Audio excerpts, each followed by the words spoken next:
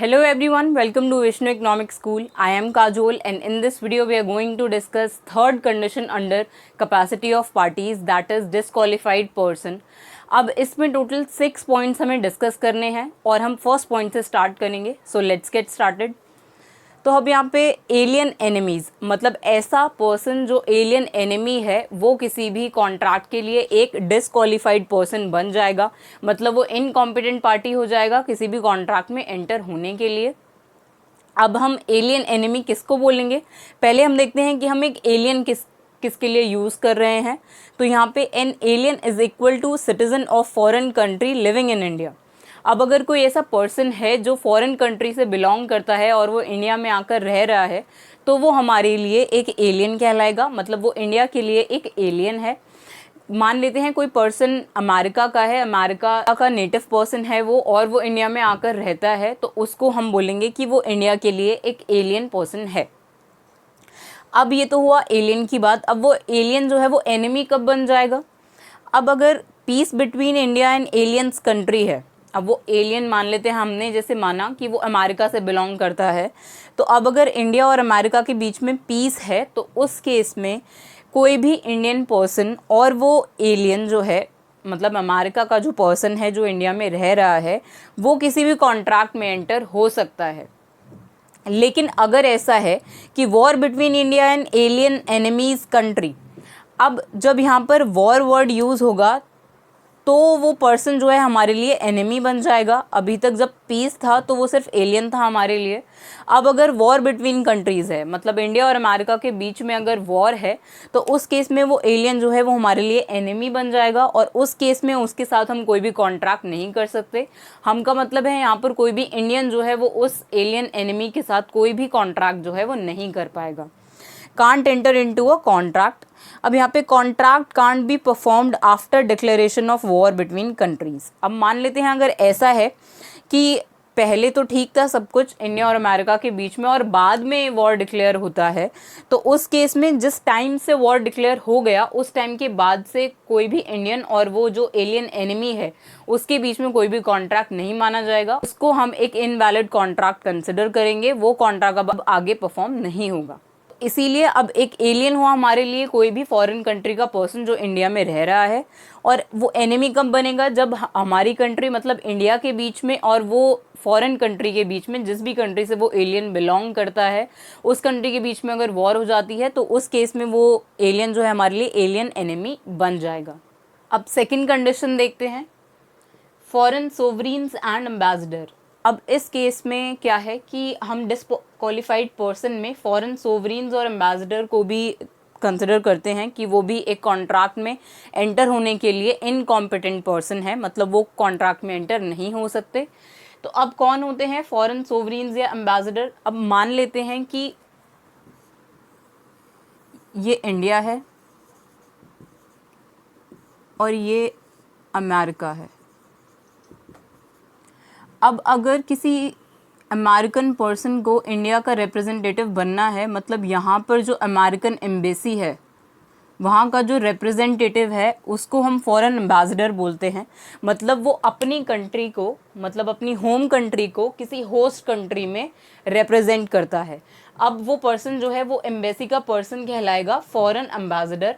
मतलब वो अपनी होम कंट्री को रिप्रेजेंट कर रहा है इंडिया में, मतलब वो इंडिया में अमेरिका को रिप्रेजेंट करेगा. अब अगर ऐसी उल्टी सिचुएशन है कि इंडिया का कोई पर्सन है और वो अमेरिका की एम्बेसी में है, तो यहाँ पर ये इंडियन एम्बेसी कहलाएगी और ये एम्बेसी जो है ये अमेरिकन एम्बेसी है. तो अब ये जो पर्सन है वो यहाँ पर फॉरेन एम्बेसडर हुआ अमेरिका के लिए और ये पर्सन इंडिया के लिए फॉरेन एम्बेसडर हुआ. तो ऐसे भी पर्सन्स के साथ कोई भी कॉन्ट्रैक्ट जो है वो नहीं हो पाएगा. ऐसे कोई भी पर्सन जो है वो भी डिसक्वालीफाइड पर्सन होते हैं एक कॉन्ट्रैक्ट में एंटर होने के लिए. अब इसमें देखते हैं, अगर कोई फॉरेन सोवरीन या फॉरेन एम्बेसडर है, one has to be cautious while entering into a contract with them. अब किसी भी पर्सन को ऐसे लोगों के साथ जो फॉरेन सोवरीन या एम्बेसडर हैं, ऐसे लोगों के साथ किसी भी कॉन्ट्रैक्ट में एंटर होने से पहले उनको सावधानी बरतनी होती है. मतलब इसमें बहुत सारी कंडीशंस हैं अब क्यों है ऐसा कि कॉशियस होना पड़ेगा एक पर्सन को इन लोगों के साथ किसी कॉन्ट्रैक्ट में एंटर होते time? Because they can sue others. मतलब अगर ऐसा होता है कि आप इनके साथ कोई भी पर्सन जो है वो अगर इन फॉरेन सोवरीन्स एंड एम्बेसडर्स के साथ अगर किसी कॉन्ट्रैक्ट में एंटर हो जाता है और वो उस कॉन्ट्रैक्ट में कोई भी डिफ़ॉल्ट करता है या उस कॉन्ट्रैक्ट को परफॉर्म नहीं करता है, तो उस केस में ये जो फॉरेन सोवरीन्स या एम्बेसडर्स हैं ये इस पर्सन पे केस फाइल कर सकते हैं किसी भी कॉन्ट्रैक्ट को परफॉर्म ना करने के लिए, लेकिन can't be sued by others without obtaining prior sanction of the central government। अब इस केस में अगर ऐसा होता है कि अगर ये लोग डिफ़ॉल्ट करते हैं तो उस केस में ये जो पर्सन है जिसने इनके साथ कॉन्ट्रैक्ट किया है ये इनको सू नहीं कर पाएगा। अब इस केस में अगर ये पर्सन इनको सू करना चाहता है तो इसको पहले सेंट्रल गवर्नमेंट से, मतलब इंडियन सेंट्रल गवर्नमेंट से उसको परमिशन लेनी पड़ेगी। उसको prior sanction of the central government चाहिए होगा इनके ऊपर कोई भी केस फाइल करने के लिए for non performance of the obligation, या फिर कोई भी एनफोर्सेबिलिटी इन पर्सन्स पर लगाने के लिए उसको पहले परमिशन लेना पड़ेगा सेंट्रल गवर्नमेंट से। इसीलिए यहाँ पर लिखा था कि इनके साथ किसी भी कॉन्ट्रैक्ट में एंटर होते टाइम पर्सन को कॉशियस रहना पड़ता है कि ये जो फॉरेन एम्बेसडर्स हैं ये तो इस पर्सन पे केस फाइल कर सकते हैं, इसको सू कर सकते हैं, लेकिन ये जो पर्सन है वो इनको नॉन परफॉर्मेंस पे सू नहीं कर पाएगा। अब ऐसा क्यों है? क्योंकि they are in privileged position and are ordinarily considered incompetent to contract. अब इसी सिचुएशन की वजह से इनको हम इनकॉम्पिटेंट टू कॉन्ट्रैक्ट कंसिडर करते हैं कि इनके साथ कोई भी कॉन्ट्रैक्ट में एंटर नहीं हो पाएगा।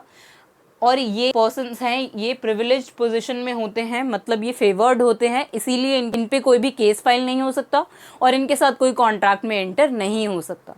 तो अब नेक्स्ट कंडीशन देखते हैं जो है कन्विक्ट। अब कन्विक्ट एक ऐसा पर्सन होता है one who is found guilty and imprisoned. मतलब जिस पर्सन को जेल हो चुकी होती है और वो गिल्टी होता है, मतलब उसने कोई क्राइम किया होता है और उसके बाद उसको जेल हो जाती है, तो ऐसे पर्सन को हम कन्विक्ट बोलते हैं। तो इस केस में भी ऐसे पर्सन के साथ कोई भी कॉन्ट्रैक्ट नहीं हो पाएगा और ऐसे पर्सन को हम इनकॉम्पिटेंट टू कॉन्ट्रैक्ट कंसिडर करेंगे। इस पार्टी की कैपेसिटी ऐसी नहीं है कि ये एक कॉन्ट्रैक्ट में एंटर हो पाए। During imprisonment convict is incompetent to enter into contract. मतलब जिस टाइम पर उसकी जो भी टर्म है इम्प्रिजनमेंट की, मतलब जितने टाइम तक वो जेल में रहेगा उतने टाइम तक वो कोई भी कॉन्ट्रैक्ट जो है वो नहीं कर सकता, किसी भी कॉन्ट्रैक्ट में एंटर वो नहीं हो पाएगा। And to sue on contract made before imprisonment. और उसने जो भी कॉन्ट्रैक्ट किए हैं, जिन भी कॉन्ट्रैक्ट का वो पार्ट रहा है, जिन कॉन्ट्रैक्ट में वो एंटर हुआ है इम्प्रिजनमेंट से पहले, तो उस केस में भी वो उन कॉन्ट्रैक्ट्स पे जो उसने इम्प्रिजन से पहले जिनमें वो एंटर हुआ था उन पे वो कोई भी केस फाइल नहीं कर पाएगा। मतलब मान लेते हैं उसने आज किसी कॉन्ट्रैक्ट में एंटर हुआ वो, और कल उसे इम्प्रिजनमेंट हो जाती है।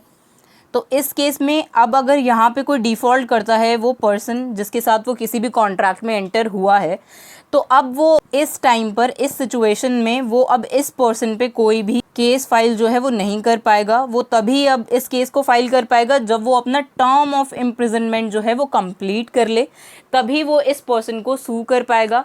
अदरवाइज़ वो जब तक इम्प्रिजन्ड है, मतलब जब तक वो जेल में रहेगा, तब तक वो ऐसे कॉन्ट्रैक्ट्स पर जिनमें वो इम्प्रिजनमेंट से पहले एंटर हुआ था उन पे कोई भी केस फाइल नहीं कर पाएगा, अगर यहाँ पर कोई डिफ़ॉल्ट या फिर नॉन परफॉर्मेंस ऑफ ऑब्लिगेशन होता है तो हमने 6 कंडीशंस में से 3 कंडीशंस यहाँ पर डिस्कस करे कि कोई भी एलियन एनिमी होता है तो वो किसी कॉन्ट्रैक्ट में एंटर नहीं हो पाएगा, वो इनकॉम्पिटेंट पार्टी होगा।